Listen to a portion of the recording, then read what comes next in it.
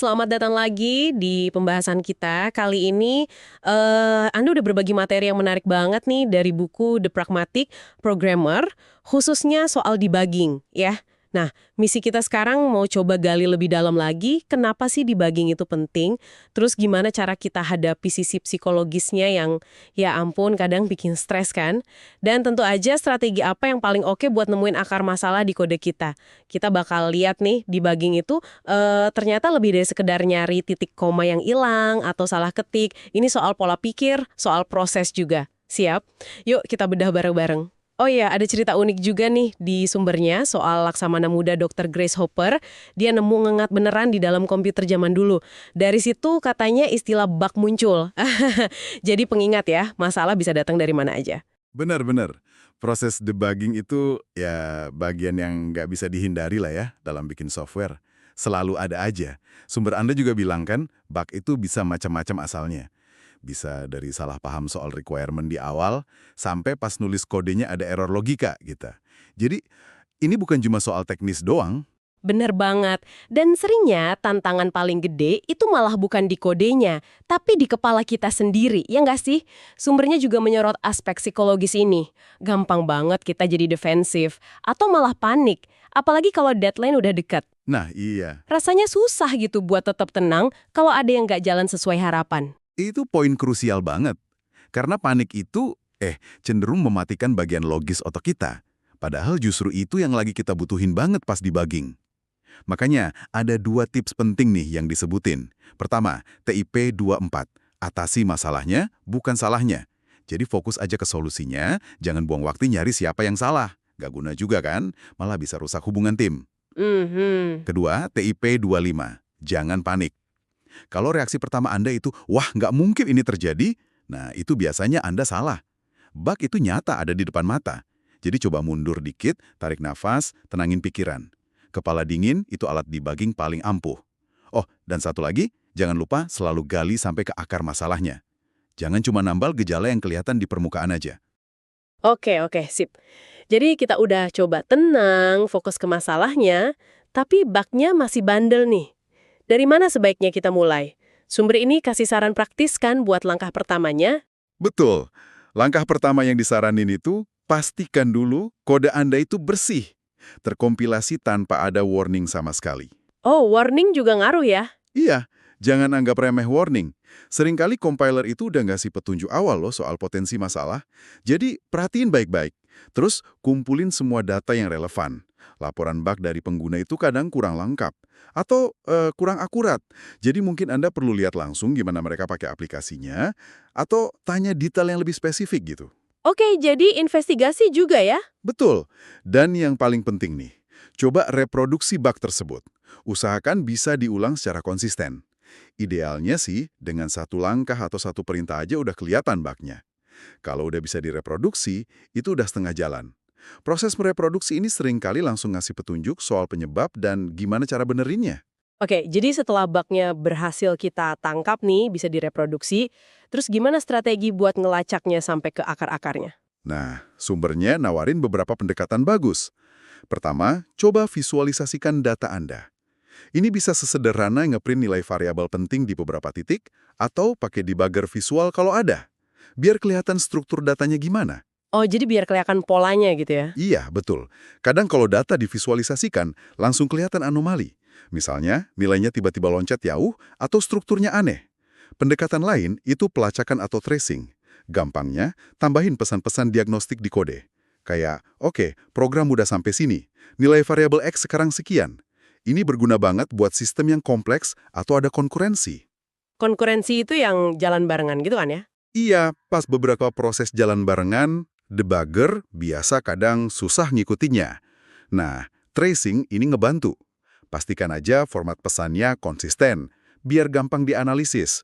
Mungkin nanti bisa diotomatisasi juga analisis lognya. Saya pribadi suka banget sama metode bebek karet atau rubber ducking. Haha. Iya, itu unik tapi manjur. Kedengerannya emang agak aneh ya jelasin masalah ke bebek karet. Tapi ajaibnya, sering banget pas kita jelasin gitu, solusinya muncul sendiri. Betul. Kayaknya karena kita jadi dipaksa ngomongin asumsi-asumsi kita yang mungkin sebelumnya nggak kepikiran ya. Tepat. Karena kita harus menstrukturkan pikiran kita buat menjelaskan. Itu teknik bagus. Selain itu, jangan lupakan proses eliminasi. Ini penting, aturan praktisnya. Asumsikan dulu bug-nya ada di kode Anda. Jangan buru-buru nyalahin sistem operasi, compiler, atau library orang lain yang udah banyak dipakai. Kemungkinannya kecil. Ingat TIP 26. Select, tidak rusak. Maksudnya, komponen dasar yang udah teruji, itu kemungkinan besar ya benar fungsinya. Fokus ke kode kita dulu. Oke, terus gimana kalau buntu banget? Nah, kalau buntu, coba pakai pendekatan binary search. Komentarin aja setengah bagian kode, terus jalanin lagi. Lihat bug-nya masih ada nggak? Kalau hilang, berarti bug-nya di bagian yang dikomentari. Kalau masih ada, berarti di bagian yang aktif. Terus saja persempit area pencariannya gitu. Wah, sistematis juga ya caranya. Lalu, gimana kalau kita nemu bug yang rasanya aneh banget? Yang kayaknya nggak mungkin terjadi gitu. Nah, justru itu. Kalau Anda merasa ini nggak mungkin terjadi, itu pertanda paling kuat kalau ada asumsi mendasar Anda yang keliru. Mungkin cara kerja fungsi A sebenarnya nggak kayak yang Anda bayangin, atau interaksi antar modulnya beda dari perkiraan Anda. Oh, jadi jangan terlalu yakin sama pemahaman kita sendiri ya? Perhatiin konteks pas bug-nya muncul. Oke. Dan akhirnya setelah perjuangan, bug ketemu dan berhasil diperbaiki. Lega banget pasti rasanya. Tapi, kerjaan belum selesai ya ternyata. Tepat sekali. Udah lega, tapi jangan langsung ditutup kasusnya. Refleksi dulu sebentar. Tanya, kenapa ya bug ini bisa lolos dari testing sebelumnya? Nah, perbaiki atau tambahin unit tes baru biar bug ini atau yang mirip nggak bakal muncul lagi. Penting itu buat pencegahan ke depan. Ya, cek juga bagian kode lain yang pakai logika mirip. Jangan-jangan ada masalah serupa di tempat lain. Kalau bug-nya muncul karena ada salah paham konsep di tim, nah ini kesempatan bagus buat diskusi, biar pemahamannya sama semua. Jadi komunikasi tim juga penting ya. Banget. Ada daftar periksa juga kan di sumbernya yang bisa jadi panduan buat investigasi setelah bug ketemu. Lumayan tuh buat ngebantu. Jadi kalau kita simpulkan nih ya, debugging itu ternyata bukan cuma soal jago ngoding aja. Tapi ini perpaduan antara pola pikir yang benar, maksudnya harus tenang, fokus ke solusi, nggak nyala-nyalain. Terus pakai strategi yang sistematis buat nyari masalahnya. Dan yang paling penting, mau belajar dari setiap bug yang ditemuin. Biar kedepannya bisa nulis kode lebih bagus lagi. Anda merangkumnya dengan sangat pas, betul sekali. Dan mungkin sebagai pemikiran penutup nih buat Anda yang dengerin. Mengingat debugging itu pasti akan kita hadapi, nggak bisa dihindari. Gimana caranya Anda bisa secara proaktif mengubah cara Anda nulis kode mulai hari ini, biar kemungkinan munculnya bug itu makin kecil. Jadi, mikirin pencegahan gitu. Gimana desainnya, gimana testingnya dibikin lebih awal dan lebih menyeluruh, gimana kodenya dibikin lebih jelas. Jadi, nggak cuma jago benerin kerusakan pas sudah kejadian, tapi mencegah kerusakannya dari awal. Gimana menurut Anda? Wah, itu pertanyaan yang bagus banget pembahasan kita kali ini. Semoga bermanfaat ya. Kalau Anda merasa pembahasan ini oke, jangan ragu buat subscribe dan kasih pendapat Anda di kolom komentar di bawah. Sampai jumpa di pembahasan mendalam berikutnya. Oke, selamat datang di sesi penyelaman mendalam kita lagi. Hari ini kita mau bongkar satu bab yang menarik banget nih dari The Pragmatic Programmer. Judulnya Manipulasi Teks. Yap, betul. Sumber yang Anda bagikan ini punya analogi keren. Katanya programmer yang jago manipulasi teks itu kayak pengrajin kayu handal gitu. Kelihatannya mungkin kasar ya, tapi hasilnya kuat dan presisi banget. Iya, analogi yang pas itu. Nah, misi kita kali ini, kita mau gali lebih dalam. Kenapa sih kok nguasain manipulasi teks ini penting banget? Sumbernya bahkan bilang ini kayak skill rahasia gitu. Oke, kita langsung aja deh. Kenapa ya penulisnya kok nekenin banget soal teks? Bukannya programmer itu identik sama kode ya? Nah, itu dia. Pertanyaan bagus.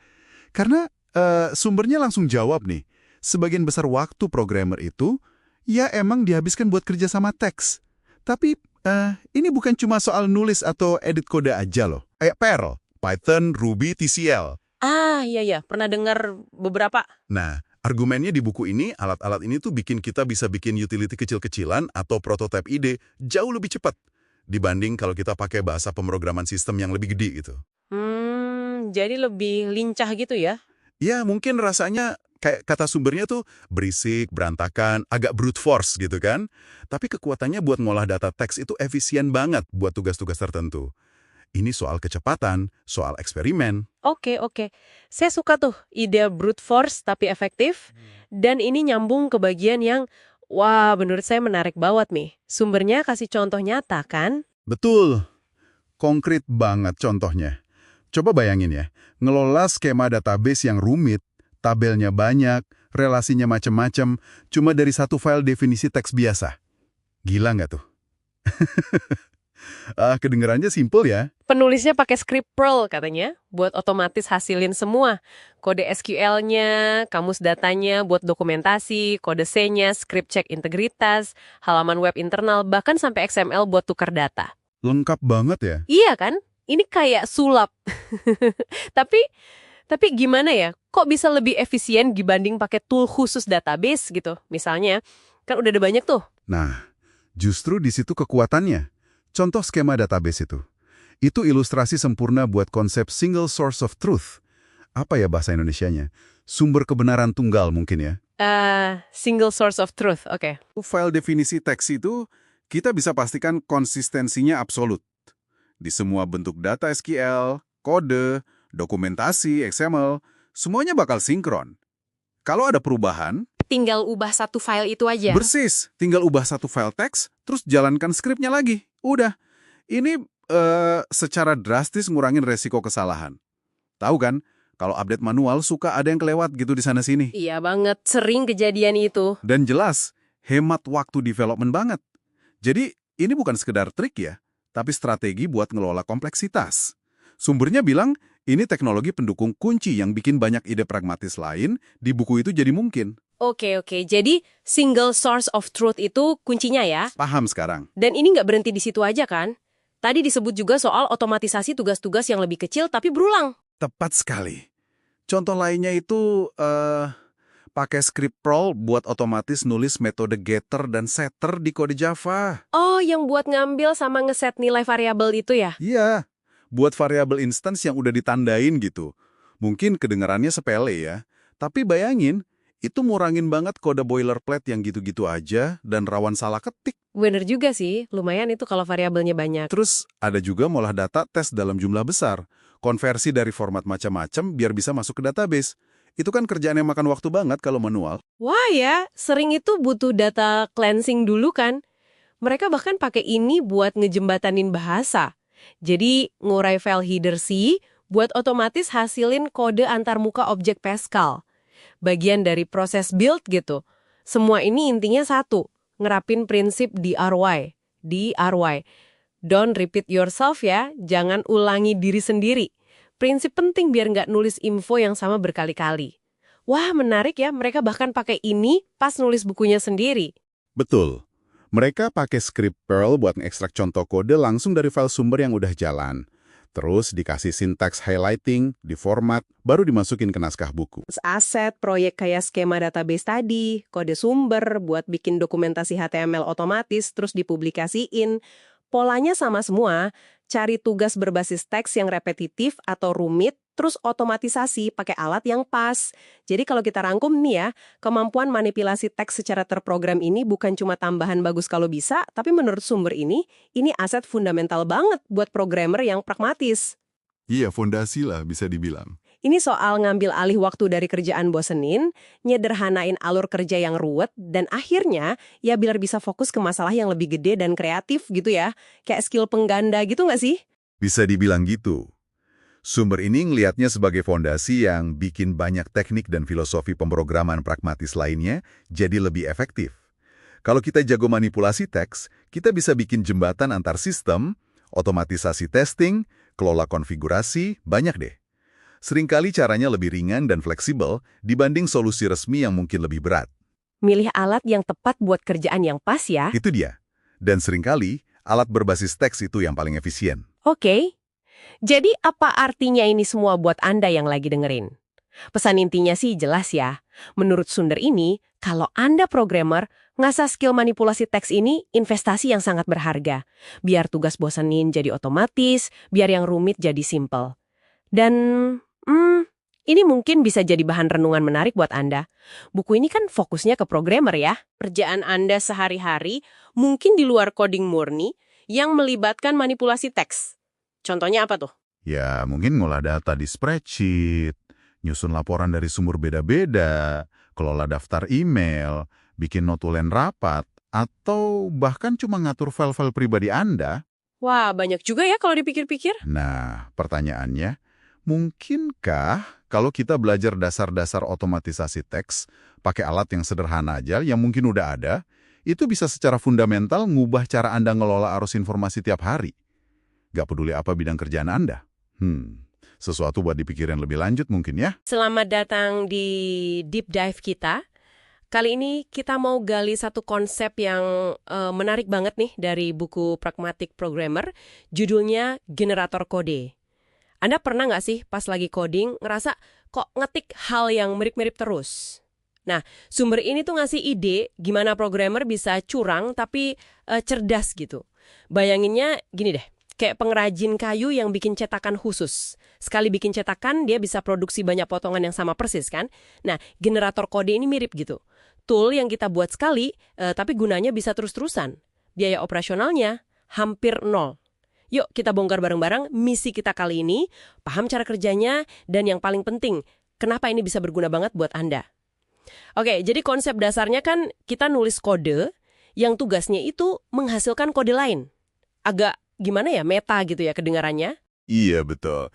Kedengarannya emang agak muter-muter ya. Kode bikin kode, tapi intinya jelas banget kok. Otomatisasi sama konsistensi. Otomatisasi dan konsistensi. Oke. Iya. Jadi, Anda bikin satu tool, generatornya itu sekali aja. Terus, tool itu yang kerja buat Anda. Tugas-tugas repetitif jadi hilang. Hasilnya juga pasti seragam. Nah, sumber ini ngebagi jadi dua tipe utama nih. Ada yang pasif, ada yang aktif. Oke. Kita mulai dari yang pasif dulu deh. Ini maksudnya gimana ya, pasif? Generator pasif itu gampangnya kayak tool sekali pakai. Anda jalankan sekali, dia ngasilin output, biasanya file kode sumber gitu. Nah, file hasil ini ya udah jadi file biasa aja. Bisa Anda edit, simpan di version control, bahkan kata sumbernya, kadang kita bisa lupa loh kalau itu asalnya dari generator. Oh gitu, jadi fokusnya lebih ke hemat waktu ngetik di awal ya? Betul banget, tujuannya lebih ke sana. Contohnya kayak apa tuh, yang sering dipakai mungkin? Misalnya nih, bikin template file baru. Jadi tiap bikin file baru, udah otomatis ada struktur dasarnya. Mungkin ada header hak cipta atau lisensi gitu. Iya, kebayang. Atau konversi format data yang cuma perlu sekali jalan. Misalnya dari format lama ke baru. Hasilnya mungkin, ya perlu dirapihin dikit manual, tapi kerjaan utamanya udah kelar. Bisa juga buat bikin lookup tables. Tabel data statis yang kalau dihitung pas runtime, itu mahal prosesnya. Jadi mending dibuat sekali aja pakai generator. Paham. Jadi ini buat boost awal ya si pasif ini. Terus gimana kalau yang aktif? Ini kayaknya yang lebih dinamis ya, yang lebih sering kepake mungkin. Tepat sekali. Generator aktif ini, dia jalan setiap kali outputnya dibutuhkan. Setiap kali? Ya, jadi outputnya itu dianggap disposable. Sekali pakai, bisa dibuang. Karena apa? Karena selalu bisa dibuat ulang sama si generatornya. Nah, ini nyambung banget sama prinsip DRY, don't repeat yourself. DRY, oke. Anda punya satu sumber kebenaran, bisa file konfigurasi, skema database, atau apapun. Terus generator ini yang tugasnya nerjemahin sumber kebenaran itu jadi berbagai format yang kita butuhin. Nah, ini nih yang kayaknya powerful banget konsep sumber kebenaran tunggal ini. Contohnya gimana tuh penerapannya? Pasti banyak ya? Banyak banget. Contoh paling umum ya, integrasi database sama aplikasi. Generator bisa baca skema database Anda, terus otomatis bikin struktur data atau kelas-kelas di kode aplikasi Anda. Oh, jadi kalau skema database-nya ganti, Tinggal jalani lagi generatornya, kode Anda langsung update.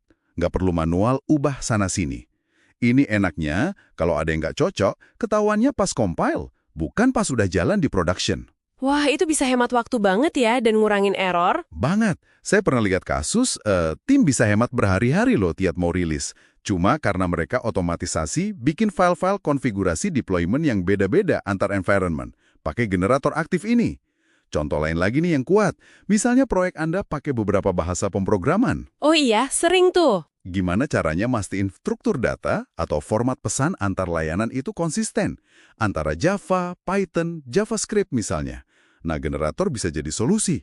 Dia baca satu definisi pusat, terus hasilin kode yang seragam buat semua bahasa itu. Mantap, jadi konsisten terus ya? Atau yang juga sering, bikin dokumentasi API otomatis.